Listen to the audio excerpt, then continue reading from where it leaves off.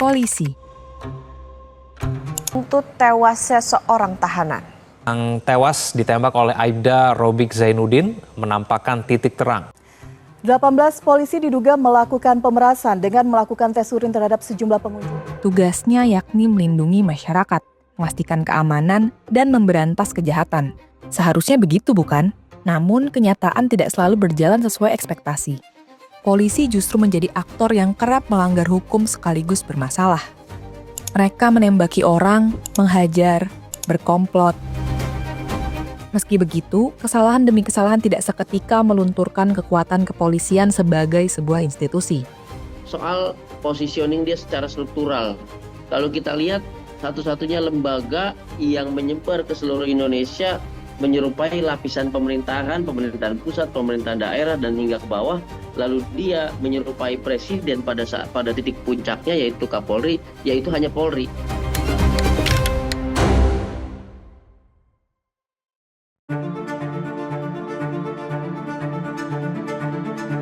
Sepanjang 2024 kemarin, ada beberapa kasus yang melibatkan polisi dan menjadi bahan perbincangan bagi publik. Pada Juni 2024, remaja berusia 13 tahun bernama Afif ditemukan tewas di bawah jembatan Kuranji, Padang. LBH Padang mengatakan Afif meninggal dunia setelah disiksa polisi. Polisi sendiri mengklaim bahwa nyawa Afif hilang karena lompat dari jembatan. Keterangan polisi, kata LBH Padang, terlalu prematur. LBH Padang menyebut Afif sempat dikepung polisi di dekat jembatan sebelum akhirnya dibawa ke kantor polisi. Di sana, Afif disinyalir dihajar hingga tewas sebab perkara tawuran dan jenazahnya dibuang ke sungai. Pihak polisi langsung membantahnya. Kasus Afif berakhir dengan ditutup oleh polisi. November 2024, pelajar SMK di Semarang, Gama, meninggal dunia setelah ditembaki polisi. Polisi menyatakan bahwa penembakan itu ditujukan untuk membubarkan tawuran. Dan Gama termasuk dalam rombongan dengan membawa senjata tajam. Keluarga membantah pernyataan polisi dan menegaskan bahwa di lokasi Gama ditembak tidak sedang berlangsung tawuran. Polisi sempat meminta keluarga Gama untuk tidak mengasut kasus ini. Kasus tertembaknya Gama viral di media sosial dan tidak lama setelahnya polisi meminta maaf ke publik. 1 bulan berselang di Kalimantan Tengah, polisi lagi-lagi menembak orang yang melaporkan dugaan pungutan liar. Korban ditembak di dalam mobil yang dipesan tersangka melalui aplikasi. Tak cuma bikin nyawa orang lenyap, polisi tersebut turut memakai narkoba. Kasus-kasus di atas hanyalah puncak dari gunung es yang terlihat dan terlaporkan oleh publik. Ketika kita reformasi, mulai ada diskusi tentang pembedaan antara fungsi pertahanan dan keamanan. Tetapi pun ini terjadi overlap. Fungsi keamanan itu menyangkut penegakan hukum terpadu, lalu menyangkut ketertiban umum, lalu menyangkut pelayanan masyarakat. Nah, Polri ada di tiga-tiganya. Nah, yang overlap misalnya adalah apa? Dalam fungsi penegakan hukum terpadu, dia bahkan bisa dipersenjatai senjata api yang mematikan, sehingga ramai seperti sekarang ini gitu ya. Data Amnesty International memperlihatkan tren kekerasan aparat meningkat dari tahun ke tahun. Pada periode 2021 hingga 2022 terdapat 15 kasus dengan 15 korban. Periode berikutnya, 2022 hingga 2023, naik menjadi 16 kasus dengan 26 korban. Lalu di periode 2023 hingga 2024, trennya meningkat hampir 2 kali lipat dengan setidaknya 30 kasus dengan 49 korban. Siapa yang paling banyak menjadi pelaku kekerasan? Sebanyak 75% adalah polisi. Temuan serupa dapat disimak melalui data Kontras. Sepanjang Juni 2023 sampai Juli 2024, polisi muncul di 645 peristiwa kekerasan yang menyebabkan 759 korban luka dan 38 lainnya meninggal dunia. Sedangkan Komnas HAM mengungkapkan bahwa Polri menjadi institusi yang paling banyak diadukan pada 2024 dengan 663 kasus dugaan pelanggaran HAM. Kekerasan terjadi di ruang terbuka yang dapat diakses publik sekaligus ruang tertutup yang hanya mampu dimasuki polisi. Pantauan Kontras pada Juni 2023 hingga Mei 2024 misalnya, mengatakan ada 22 kasus penyiksaan di ruang tahanan dengan motif mencari pengakuan maupun suatu bentuk hukuman. ICJR pernah bilang kalau rumah tahanan merupakan ladang penyiksaan. Pasalnya, penahanan tersangka atau terdakwa berada di situasi timpang ketika mereka langsung berhadapan dengan negara. Pada September 2024, di Polewali Mandar, Sulawesi Barat, 1 orang ditangkap karena dituduh mencuri kakao. Ia lantas ditahan di kantor polisi selama 3 hari. Tak lama, ia tewas. Korban dipukuli dan dihajar di ruang tahanan. Polisi mulanya adalah bagian dari ABRI, sekarang TNI, ketika Soeharto berkuasa selama lebih dari 3 dekade. Peran polisi lebih mengurusi penegakan hukum dan ketertiban masyarakat. Polisi waktu itu berada di bawah bayang-bayang dominasi ABRI yang sangat besar. Pasca kekuasaan Orde Baru tumbang, pada 1999, Polri pisah jalan dengan TNI yang ditegaskan dalam ketetapan MPR berikut ini. 3 tahun setelahnya, undang-undang mengenai kepolisian lahir dengan beberapa poin krusial, seperti bertanggung jawab langsung kepada presiden dan upaya demilitarisasi sehingga polisi bisa lebih fokus pada penegakan hukum berbasis HAM. Pemisahan diri dengan TNI tidak otomatis mendekatkan Polri atas cita-citanya sebagai lembaga keamanan yang ideal. Riset ini menunjukkan bahwa satu persatu masalah muncul setelah Polri tidak lagi di bawah TNI, termasuk semakin besarnya kewenangan dan kekuatan polisi. Bentuk perluasan wewenang itu dapat dilihat dengan lahirnya Densus 88 yang ruang geraknya berada di area terorisme. Polisi turut ambil bagian dalam pemberantasan narkoba dengan BNN, lembaga yang dibentuk pada 2002. Walaupun lembaga ini terpisah dengan kepolisian dan berada langsung di bawah presiden, petinggi-petinggi BNN dikuasai oleh polisi yang berstatus purnawirawan. Persoalannya, besar kewenangan polisi tidak dibarengi akuntabilitas. Riset satu ini mencontohkan penggunaan senjata api. Di Indonesia, polisi menikmati monopoli yang cukup besar terhadap senjata api yang sayangnya berbanding lurus dengan peluang terjadinya kekerasan. Temuan dalam riset ini memperlihatkan bahwa penggunaan senjata api oleh polisi merupakan proporsi terbesar dan terus meningkat. Di waktu yang sama, berkontribusi pula atas kekerasan senjata api di Indonesia yang seperti menggambarkan adanya penguatan kapasitas pemaksaan terhadap masyarakat luas. Penggunaan senjata api oleh polisi hampir seluruhnya dalam konteks menangkap tersangka kriminal yang biasanya tunggal. Kematian anggota Polri ketika bertugas jarang terjadi dan polisi lebih sering meninggal dalam konflik antar personel daripada sewaktu bertugas. Riset tersebut dilakukan dengan melihat kasus penembakan polisi pada kurun waktu 2005 sampai 2014, masa yang disebut cukup stabil. Indikator lain adalah anggaran yang diterima Polri dalam beberapa tahun terakhir. Data yang kami peroleh memperlihatkan jumlah anggaran yang dihabiskan Polri selalu tembus di atas 100 triliun dari 2021 sampai 2024. Pada 2025, Polri diberi anggaran 126 triliun setelah sebelumnya mereka mengajukan penambahan dana sebesar 60 triliun dari alokasi 2024.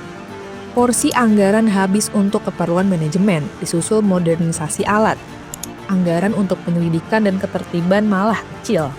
Sudah anggaran kewenangannya meluas, anggaran yang dikirim ke mereka begitu besar, tapi kepolisian kerap tidak tertib dengan aturan yang dibuat sendiri.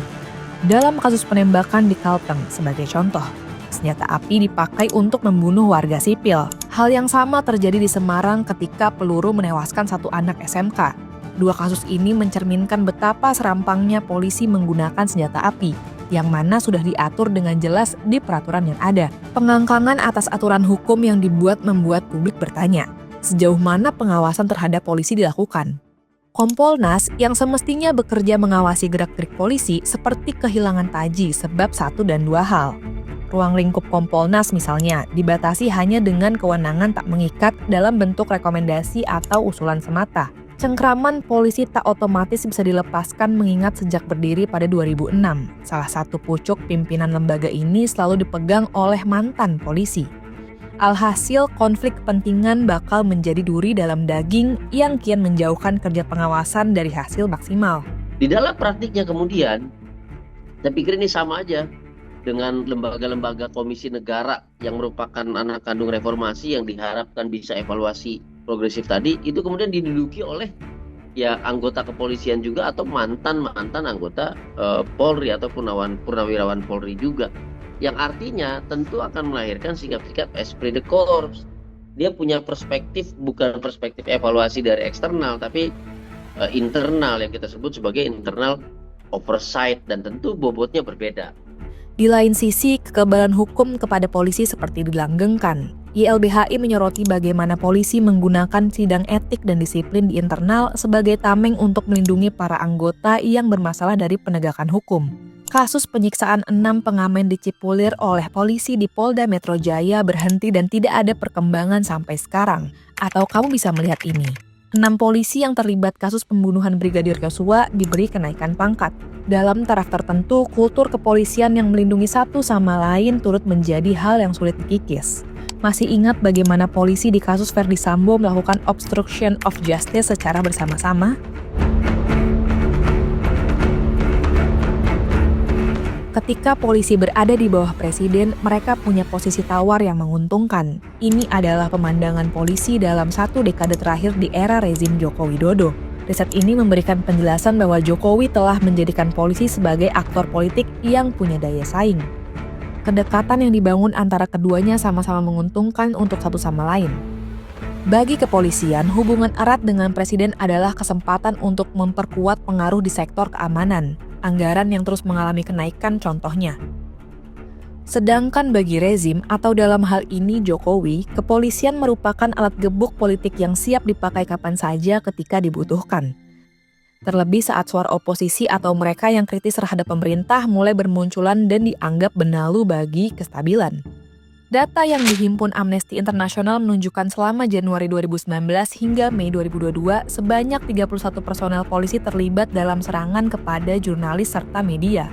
Pada periode yang sama, setidaknya 204 personel kepolisian mendominasi jumlah terduga pelaku dalam kriminalisasi menggunakan UU ITE. Amnesty turut mencatat setidaknya 328 kasus dugaan serangan fisik dan digital terjadi pada periode Januari 2019 hingga Mei 2022 dengan 834 korban. Kemunculan polisi tak kalah mencolok ketika demonstrasi meletus. Dari situs ini, kamu akan menemukan banyak lelang untuk pengadaan gas air mata dengan jumlah mencapai miliaran rupiah. ICW mengkritik bahwa pengadaan ini tidak dibarengi keterbukaan seperti berapa jumlah peluru yang dipesan. Kami mencoba membuka satu paket dan menemukan konfirmasi atas kritik ICW. Penggunaan gas air mata menjadi wajah bagaimana kepolisian unjuk kekuasaan secara eksesif dengan deretan kasus merentang dari Kanjuruhan, Rempang, Bandung, Semarang, juga di kota-kota besar lainnya ketika demonstrasi meletus.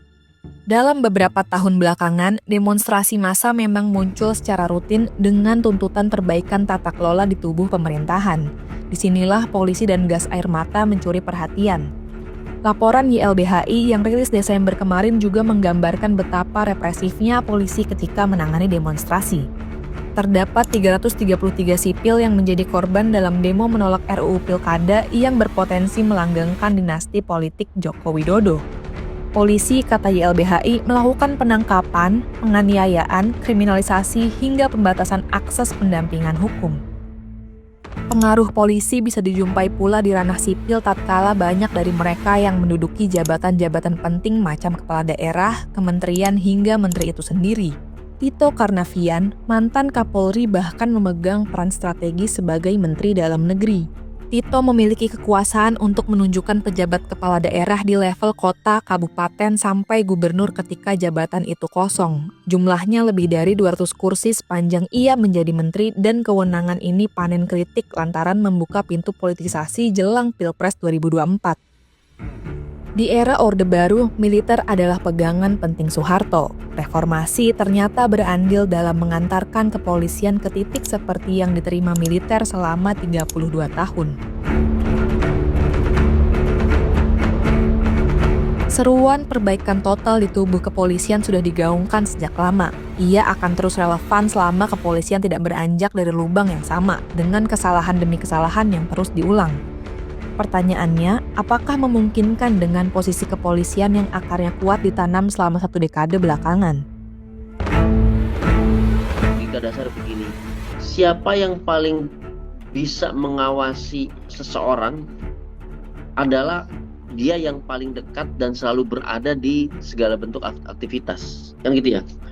Artinya kalau kita mau mengawasi jalannya pemerintahan ini, jalannya negara ini, maka kita harus lihat mana sih lembaga yang ada di seluruh aspek yang dijalankan oleh pemerintahan ini dan di seluruh lembaga lagi. Ya satu-satunya ya Polri, gitu loh. Maka relevansi untuk reformasi dan rekonstitusi Polri itu sangat penting karena Polri ada di seluruh titik.